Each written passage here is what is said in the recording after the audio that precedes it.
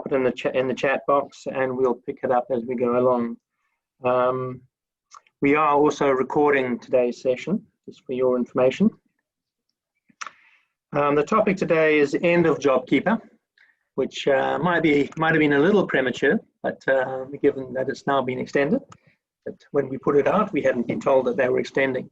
But notwithstanding that, the amendments or the extension comes with some amendments, particularly in relation to who's going to be eligible for the Jobkeeper, and also the requirements, the turnover requirements, and the amounts that are to be paid. So you may find that we are dealing with businesses that either fall outside of the scheme because of the revised turnover requirements, or that they are having to pay more to their employees than they were previously because of the reduction in the assistance that is being provided by the government. So for those companies or businesses, they may find business a bit of a struggle, and I guess they need to consider where to go to from here, and what are the options that are available to them. There has been other changes in other areas, which Kelly will touch on today in relation to insolvency, but also there hasn't been some changes in some areas, and there's been no announcements about extensions in respect of some of those areas, and again Kelly will touch on those today. So I'd like to sort of hand over now to Kelly, and I'll pose questions to Kelly as we go along. Thanks, Kelly. Thanks, Mike. Welcome, everybody. So I think the most important thing to kick off with today is that at the beginning of this week, there were some extensions made to the insolvency relief measures that were announced earlier in the year. So the relief measures around bankruptcy notices, statutory demands, and insolvent trading were due to expire towards the end of September this year.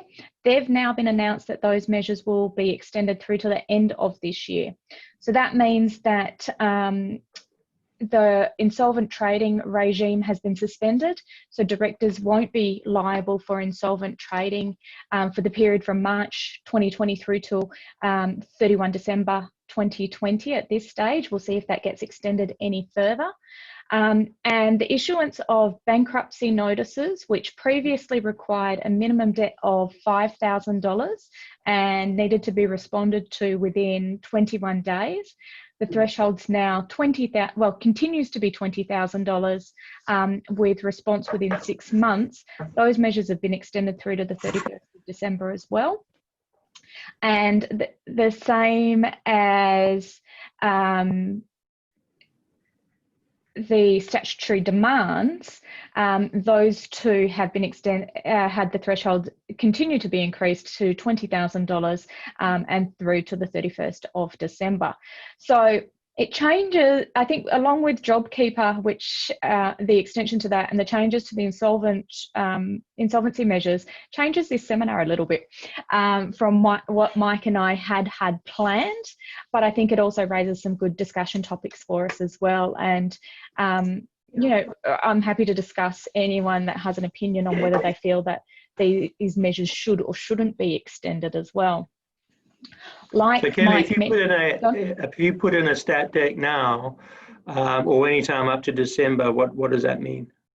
So if you issue a statutory demand, rather. Yeah, so if you issue a statutory demand, so let's start with what is a statutory demand. It's in normal, the definition of that would be that it's a demand for payment, which must be complied with within 21 days. And failing to comply with the demand can result in the creditor applying to court to liquidate the company. So now, if you're issued with a statutory demand, you don't have 21 days to deal with that. You have 6 months to deal with that from the date that it's served on you, Mike. Right. And that will be the case up to the end of this year. So if you issue a statutory demand in December this year, you've got 6 months to wait. That's right. But what I think we'll start to see happen is come December, if there's no indication that the measures will be extended, then we'll see a whole heap of statutory demands that could possibly be withdrawn and then reissued around the 1st or 2nd of January. Yeah. And we had extensions for things like rent relief. There was rent relief extensions. There was, the banks were giving extensions. What is the chatter in relation to those concessions? So there's nothing coming through from the banks at this stage that they'll be formally extending their banking holidays that they had offered back in March for 6 months. But I think it would be a very brave bank that come the 1st of October sought to enforce on loans that weren't capable of being complied with, or that needed a little bit more time in sort of those repayment holidays. Whilst I don't believe, I think it's unlikely at this stage that there will be an extension to that. I think the banks will take a commercial approach because I don't imagine that they want to be dealing with all of their clients being in default. What in your dealings with the banks over the last, say, 6 months, has there been an attitude change in respect of the banks and their attitude towards recovery of debts and so on? Look, the banks are being very pragmatic, and I've always taken the opinion that having early intervention with the banks is a good thing. Getting on the phone, talking to the bank about what your circumstances are and what your options are, rather than leaving them in the dark as to what's going on and at the last minute hitting the panic button, is always a good approach. I think the banks have been more willing to listen to that over the last few months, and we've certainly been negotiating with the banks on behalf of a lot of our clients to be able to say, look, we're just in a position where if we keep going with this debt, the whole of the company or the assets are going to fail. So the banks have been quite open to negotiations. And what about the ATO? Has there been any change in their attitude as to tax debts? The ATO has been so quiet. I think because we've had the deferrals system in place, and that deferral system's still going to be in place until the end of September. Again, we haven't heard anything about any extension to those measures. The ATO, I think, post the expiry of the deferral measures, will be focusing on the rorting of the Jobkeeper system and any of the measures that have been in place, rather than enforcement, I would think.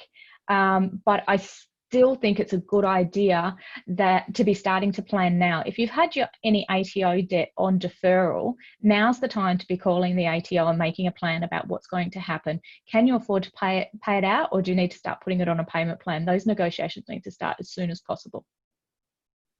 And finally, on landlord concessions, any comments on that? The landlord concessions are slightly different to the other concessions, because when we're talking about the landlord stuff, it's state-based rather than Commonwealth-based. Certainly REWA has been lobbying hard to make sure there's no extension to the landlord measures. I think the state government would be hesitant, in WA at least, to extend those measures. We might see that in some of the other states that have been still being highly impacted by COVID, like Victoria, that they're at a state level, they put further measures in place. But I would be surprised if the WA government did. Okay. All right. So in a liquidation and insolvency perspective, what happens when a business is unable to pay its debts? Okay, so when a business can't pay its debts, I suppose the first thing to look at is, why can't the business pay its debts? Is it that the business is fatally insolvent, or is it a temporary liquidity issue that's causing insolvency? And I suppose this is a good point to say that the definition of insolvency, when I'm talking about it, is that a business cannot pay its debts as and when they fall due. When we talk about temporary liquidity issues, then we're talking about being in a situation where we can't liquidate assets within, say, 90 days is what the courts say.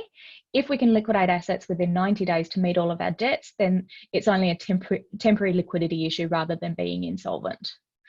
So I think the first step is, like I said, to identify what's going on. Why can't we pay our debts? Is it that we've got a whole heap of debtors that just need a little bit more time to pay?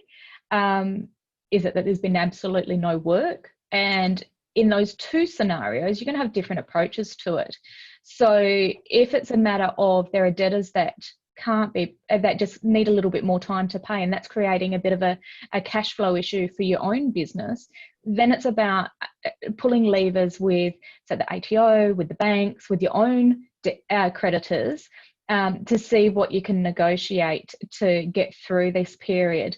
Whereas if it's that there's just no business, pipeline has completely shut down and it doesn't look like it's going to be picking up, then we've got to be looking at more formal insolvency type appointments. Okay. So how is insolvency then actually calculated? So like I said, insolvency is technically a business can't pay its debts as and when they fall due. But just about every business at some point will be technically insolvent. It's a matter of, like I said, whether that is a temporary liquidity issue or whether it can be overcome, and so what level of proof would you need to show that it is a liquidity problem? It's not a pipeline issue. We've got these debts, and how would you be able to prove that, well, these debts are going to be satisfied within 90 days? That's a hard question. There is case law on this. So in a number of, in any court actions brought by liquidators, they generally have to prove the date of insolvency of a business. And there are between 9 and 14 criteria that you actually look at to see the date that a business became insolvent.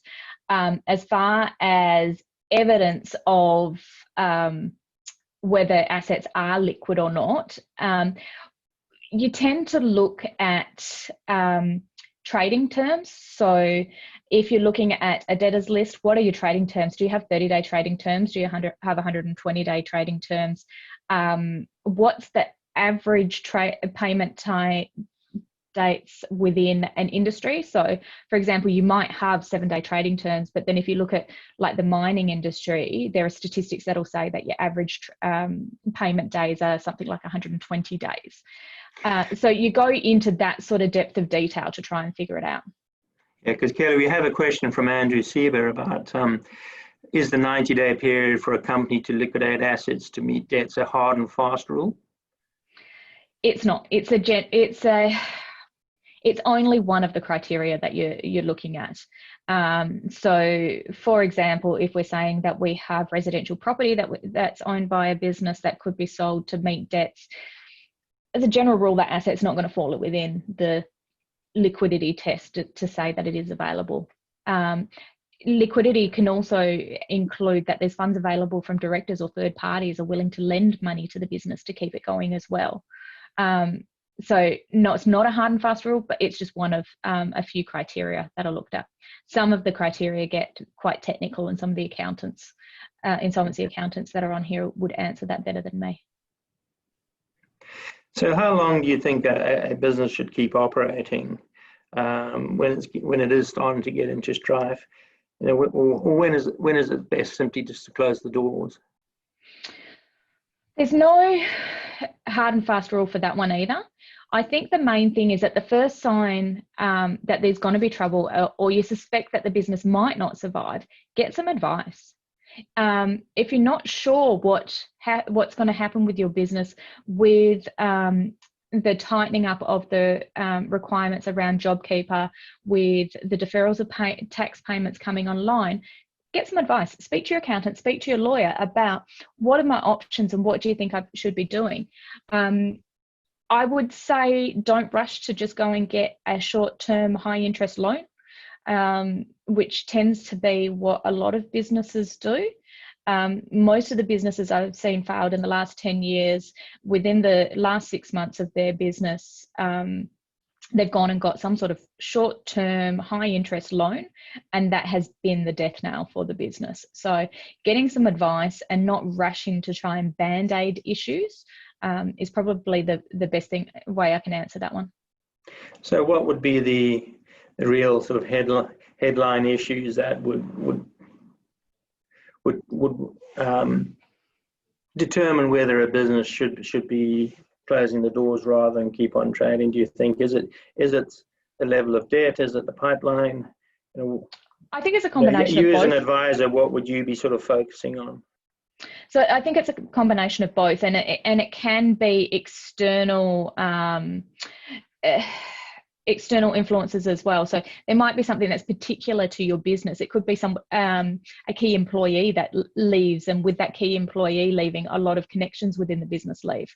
But I think a combination of debt levels and serviceability, as well as pipeline for work, are generally the critical issues. Coming up for review or expiry of finance facilities, or impending large debts as well. Those are the key factors that we'd be looking at to say, okay, what's our plan to get through this? And is there a plan we can come up with to come through this? And if you were going to say to someone, well, let's keep the business going for, say, another 6 to 12 months, is it better to keep on top of your secured debts or your unsecured, or is there a methodology to managing the debts as you proceed? So there's a couple of things to keep in mind. The first one is preference claims. So a company that goes into liquidation, a liquidator will have preference claims available to them. And those are payments to creditors within 6 months of the company going into liquidation, at a time when the creditor knew or should have known that the company they got the payment from was insolvent. So in order to establish whether the creditor should have known that the company was insolvent, you're looking at demands being made for payment, whether payment terms have been changed to cash on delivery, statutory demands, any sort of enforcement measures. So there's a number of different elements that you look at there. I've lost my train of thought. There was a second. I guess. Well, would you then look at, well, if we're going to pay off debt, should we be paying off the secured creditors or the unsecured? So the preference claims apply to unsecured creditors only. So reducing secured debt on the basis that secured debt will generally have personal guarantees that go with it too, is something that needs to be considered. But the other thing to consider is ATO debts as well, and whether there's going to be preference payments to the ATO, and then there's a indemnity regime in liquidation available to the ATO, where if a liquidator is able to recover a preference from the ATO in some circumstances can then turn around and be indemnified by the director of a company. So I think there's a few different things that you're looking at when you're deciding which debts to pay. But if you're at a position where you've got to figure out which debt do you pay and which debt do you not pay, you need to be looking at the overall business itself and saying, okay, can we survive? Because just kicking the tin down the road doesn't help anybody, and it actually just puts some of your own creditors at risk as well. And from a creditor's perspective, if you've got both secured debt and unsecured, and you wanting to make a plan with the company, is it better that you receive secured or unsecured repayments? You know, if you're going to give them a holiday, is it better to give them a holiday for the secured amounts or the unsecured amounts? That's a commercial decision, really, because if you need to be giving a holiday, then you're looking at risking preference payments against the unsecured debt. But obviously with the secured debt, you have security. So I think I'd be looking at valuing my security and assessing the position there. Okay. All right. So who ultimately then will be responsible for paying these debts if the business does go down the gurgler? Okay. I'll answer this one for you, Mike, and then I can see that we've got a question as well. So who ultimately pays the debts? It depends on how the business is structured. So if you have a company and it goes into liquidation, you are then, well, I suppose it doesn't really matter whether it's a company in liquidation or a person in bankruptcy.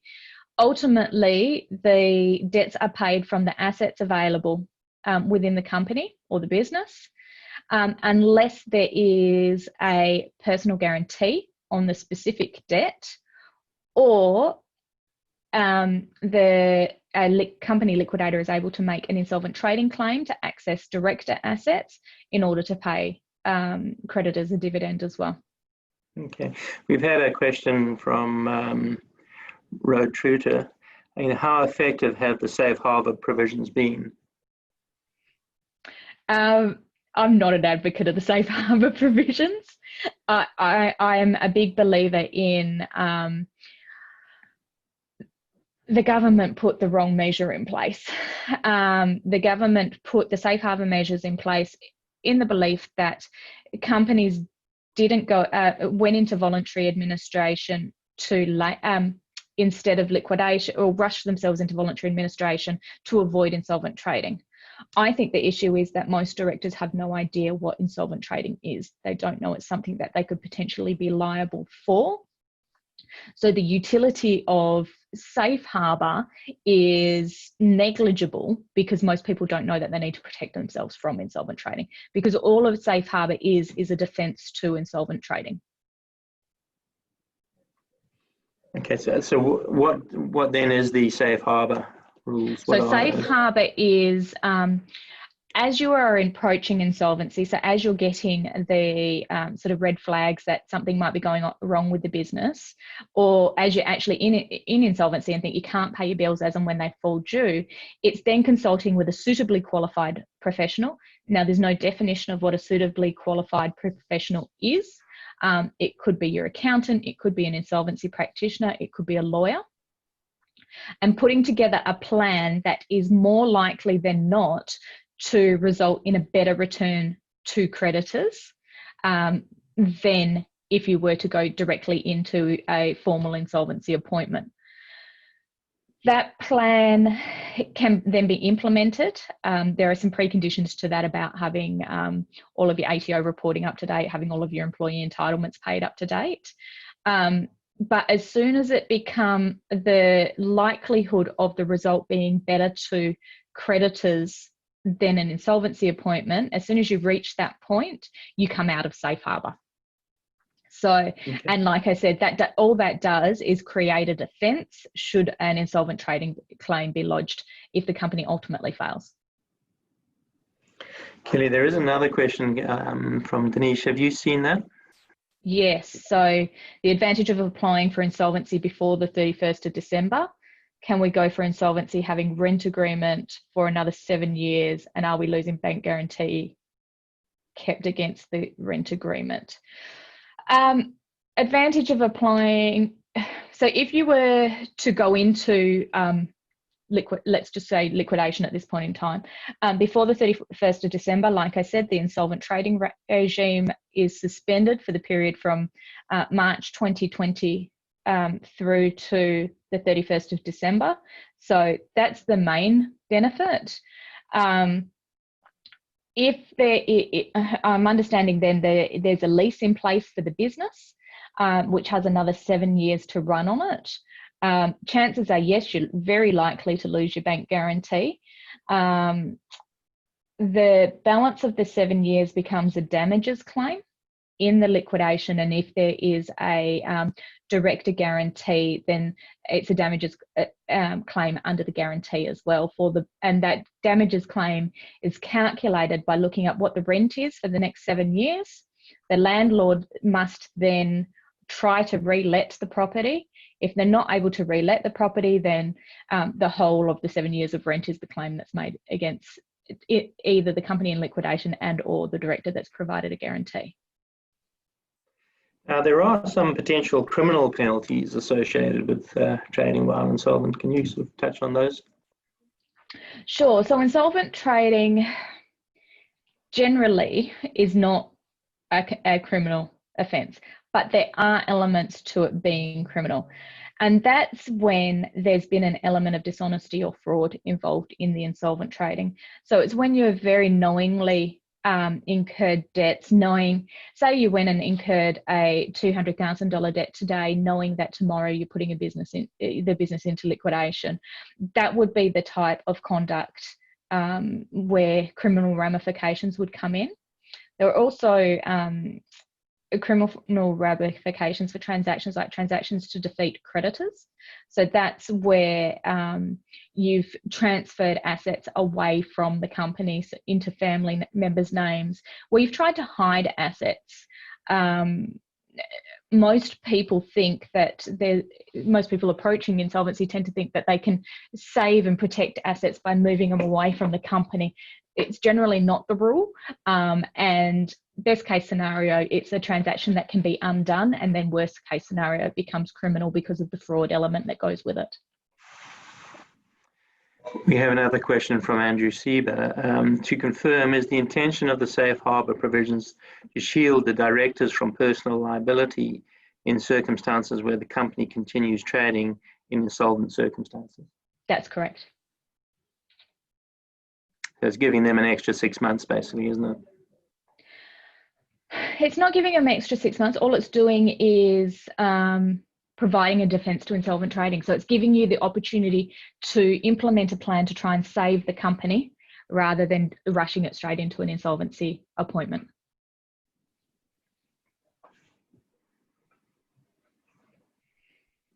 So what are the key things then to implement that you'd want to implement to save or pivot the business so as to give it the potential to survive and grow?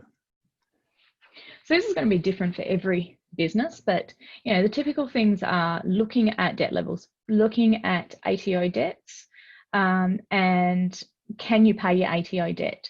If you can't pay your ATO debt, engage with them early. Make sure you've got a payment arrangement in place. Sometimes you can get a longer payment arrangement if you offer up security for the ATO debt. Those sorts of things. It's talking to the bank and saying, look, we've got an issue for the next 2 to 3 months, but failing that, we can do some catch-up payments. It's talking to the bank about assets that might be underwater and whether they can be surrendered, and negotiating on shortfall. Looking at pipeline work. Is there going to be pipeline in that particular industry in the next year or so? If you're looking at, if you're contingent on international travel for your business, companies like Qantas have come out and said they've pretty much suspended international travel until 2022. So the number of international students, international tourists coming in is going to be a lot lower. So it's looking at, I suppose, in each business situation, in each industry, what are the key factors that are going to have an impact on your business, and how do we deal with those sorts of things? So if you took that tourism operator that's focused on, say, international travel, how does that get turned around and look at how can we promote to domestic travel, and what can we do to promote that within Western Australia, where we have the freedoms to travel quite broadly, just as long as we're within our state. So it's going to be really individual, but those, like I said, those key ones are looking at ATO debt, bank debt, creditor terms, and debtor terms. The ATO debt, there are different types of ATO debts, of course, PAYG, GST, income tax, etc. Is there different implications associated with the type of ATO debt? Yeah, so there for PAYG, SGC, and now GST, those debts can be subject to director penalty notices. So as we all know, having a company provides us with a protection personally, but directors can become personally liable for those tax debts if the ATO is to issue a director penalty notice.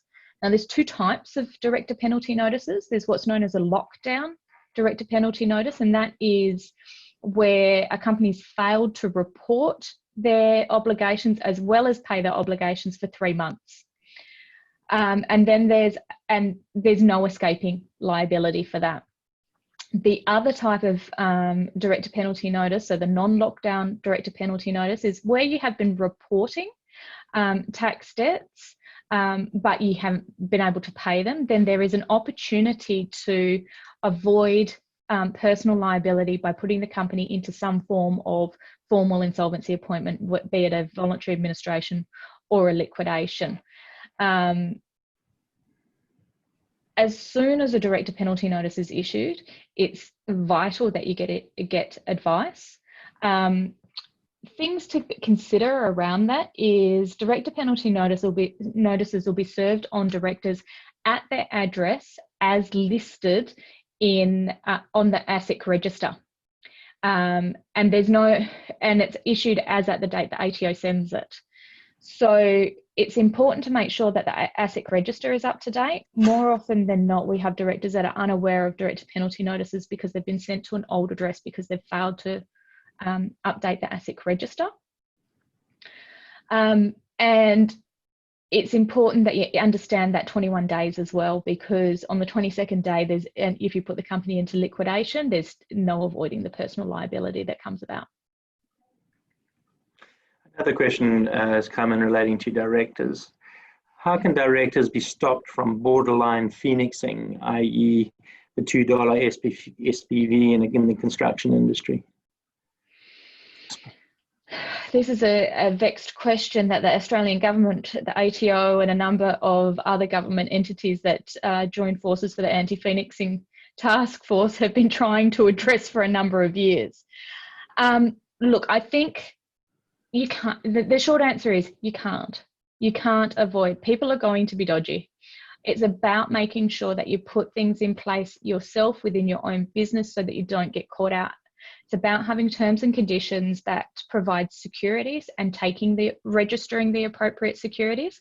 It's about having good debt collection policies in place so that you don't allow debts to blow out beyond trading terms. It's cutting off credit if at all possible, and really reviewing contracts, particularly in the construction industry, to see where you can and can't cease works. I suppose trying to get personal guarantees from directors. That as well. It would be good, but difficult to obtain. Exactly. Yeah. That's about all I've got. Is if there's anyone else out there who's got some questions. We did have a question earlier from Josh Chadwick. Josh, the question related to listing rules, which is not really an area that we operate in, so we're not really in a position to give you an answer to your particular question. No, safe to say that an informal insolvency appointment will require a trading halt and notifications to be made in relation to ASX listed companies. That's about as far as our knowledge goes on that area. All right, we have finished a little earlier. We've had one further question in relation to phoenixing. What is the effect of a DOCA? The effect of a DOCA. Okay.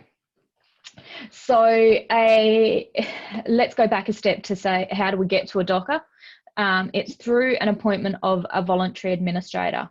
The idea behind a voluntary administration is to put an offer to creditors as a whole that is better than the outcome in a liquidation. So that is done by way of a DOCA or a deed of company arrangement.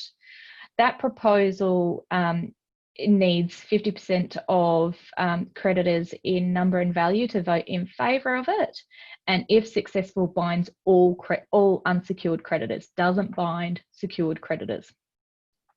What it essentially means is that, let's say a company has $100,000 in debt, they might put a proposal that the directors out of assets outside of the company will pay $70,000 to creditors where the company has no assets. So then they're paid each creditor is paid 70% of its debt, but it is binding on all unsecured creditors. Does that answer the question? It's a bit of a broad question, and if there's anything a bit more specific, I'm happy to get into. With the secured creditors, they could say, well, no, we don't agree to the 70%, we still want our 100%, and as we're secured, we're going to get our payment first anyway. Yeah. So although you don't need to get their consent, is that right? Don't need the secured creditor's consent to it, but it's obviously going to be vital to whether or not you're going to maintain their secured assets moving forward. Yeah, so without the secured creditor support, a docker doesn't have a lot of value. Would that be right? No, not really. Okay. Hang on, I've got another question here, Mike. Okay. So would it be possible, if time permits, to briefly set out the general order ranking of creditor claims under insolvency, e.g. ATO, secured creditors, employees, unsecured creditors? Okay, this is a test of 556 of the Corporations Act, and I'm going to go off memory.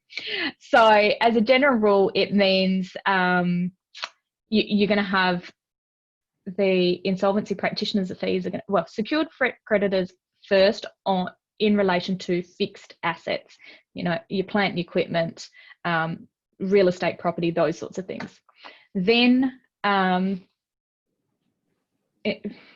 insolvency practitioner fees, then employees, and then secured creditors over floating assets. When we talk about floating assets or circulating assets, we're talking about debtors, those sorts of things.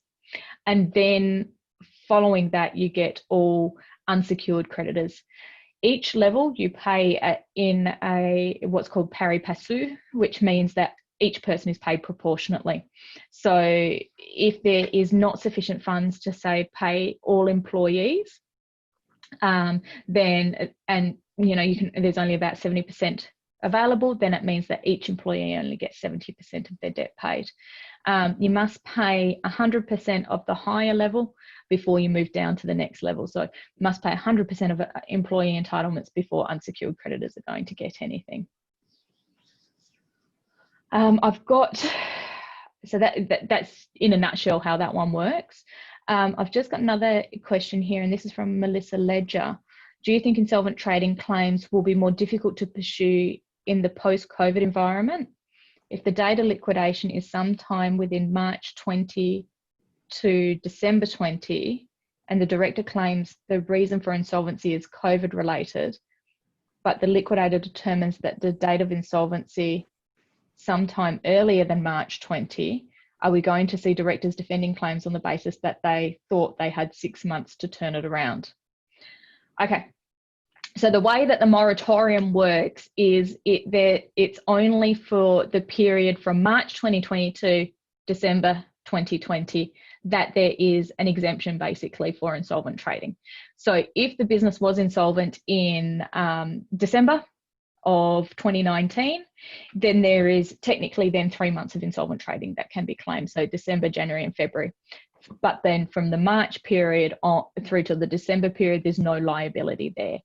I definitely think that directors are going to be saying, oh no, we weren't insolvent until March and it's all COVID related.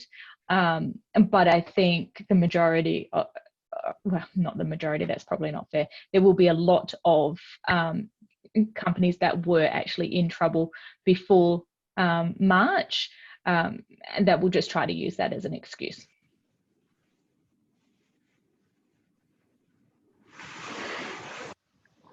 All right. I don't see any other questions, Kelly. So I think we might call it a day there. Thanks very much for the attendance of everyone this morning, and we hope you have a good day. Thank you. See you next time. Bye. Thanks.